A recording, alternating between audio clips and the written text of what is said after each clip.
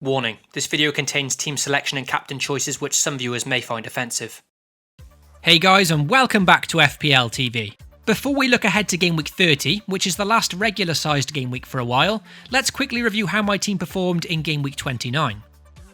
It was an excellent return from defence this week, with Fabianski getting only his first clean sheet in 7 games. He may not keep many of them, but it still puts him 5th place among goalkeepers for FPL points this season, only 11 points behind the expensive Edison. Not bad at all.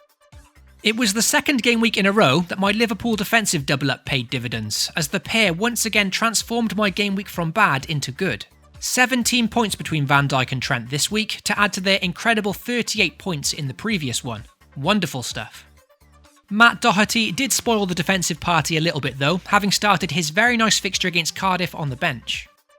In midfield, things weren't quite as peachy, with almost 50 million of my budget spent and an abysmal return of 11 points between 5 players. Mo Salah blanked for a 5th time in 6 game weeks in a wasteful display against Everton. Son Heung-min has become anonymous since I bought him 4 game weeks ago, and we all know about Paul Pogba's exploits in game week 29, with my captain delivering a nightmarish -2 points. The one positive in my midfield is that I did transfer out Leroy Sané, who stayed on City's bench for game week 29, and I brought in Eden Hazard with the upcoming blank game weeks in mind. The Belgian bagged an assist and got me 6 points, so a successful transfer there. Up front, the in-form Jimenez did the business once again, and Higuain also got me a nice differential 8 points against Fulham. So, with just my midfield letting me down this week, a fairly decent 55 points in what was a pretty disastrous game week for most, with many of the game's big hitters all blanking. Considering I had Pogba's minus points as captain, in the end 55 turned out to be a very decent week, and has given me a significant rank boost from 27,000 up to just outside the top 20k now. Progress.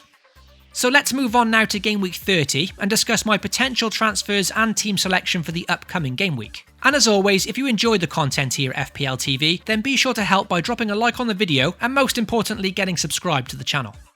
As things stand, I'm yet to make a transfer this week, but here's a few players that could potentially be leaving my squad, with both Spurs and Wolves blanking in Game Week 31. Not all of these will go this week of course, but a combination of 1 or 2 perhaps. With just 1 goal in the 4 game week since I bought him, Son is completely out of form, so there's definitely temptation there to move him on this week. The difficulty with my Wolves players, Doherty and Jimenez, is that they're confirmed to blank in not only Game Week 31, but also Game Week 33 as well. So even though they're providing excellent value at the moment, I've got to decide whether it's worth keeping them on the bench for these blank game weeks or not. Because if I do sell them, it'll be much more expensive if I want to buy them back again later in the season. Another player at risk of being sold this week is my budget option Omar Niasse, because I may need to downgrade or upgrade him depending on what moves I decide to make. As for players potentially coming in, there's simply too many to mention at the moment, but the key targets are of course from teams that are guaranteed to play in both blank game weeks 31 and 33. So for me personally, players from Leicester, Bournemouth and West Ham are currently the teams I'm looking at. From Bournemouth, David Brooks looks to be a great enabler at 5 million, whilst Joshua King up front and potentially Callum Wilson if fit are also worth consideration. West Ham have options like Lanzini, Arnautovic, Antonio and Anderson to consider, and with the out-of-form Cardiff up next for the Hammers, that's a very tempting one from an attacking point of view, especially with the Bluebirds missing key defender Sol Bamba for the rest of the season.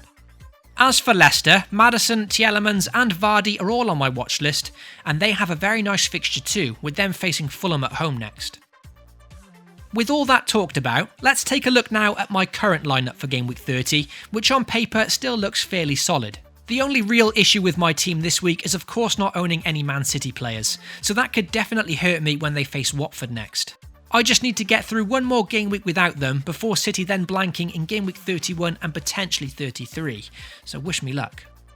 The only difference to my lineup from last game week is Wan-Bissaka coming in at home to Brighton, and he takes the place of Matt Doherty who's away to Chelsea. With Raul Jimenez having such high ownership and boasting an excellent record against the top 6, there's definitely scope to keep and play him this week against Chelsea, especially given the form he's in at the moment. As for Tottenham's Son, Southampton away isn't that bad of a fixture, so making no transfers this week and keeping my squad the same is still an option, and it would give me 2 free transfers next week once the blank game week 31 arrives. For my captaincy this week, Paul Pogba away to Arsenal is still a consideration, even with that -2 horror show last time out. This though will of course depend on if Herrera and Matic are past fit, because if I am to captain him this time, I want him playing in that further forward role. Despite blanking in 5 of the last 6 game weeks and generally being in quite poor form, Mohamed Salah I think still remains a very strong captaincy choice this week. Regretfully, with me going into game week 30 with no Man City players, the one positive is I don't have that headache of who to captain, so I'm almost certain I'll be keeping it with the Egyptian for this game week. As for the bench, Wolves' Matt Doherty currently takes the first spot, and I can't seem to fit in Luca Digne despite him returning 2 clean sheets on the bounce now. I could switch these two around, but as far as the starting lineup's concerned, I'm struggling to see where I can squeeze these guys in. So that's how my side currently lines up for game week 30. But as always, if I do decide to make a transfer, I'll post any updates as well as my final team selection over on the FPL TV Twitter page shortly before Saturday's game week deadline. Good luck to all of you watching for game week 30, FPL responsibly, and I'll catch you all very soon.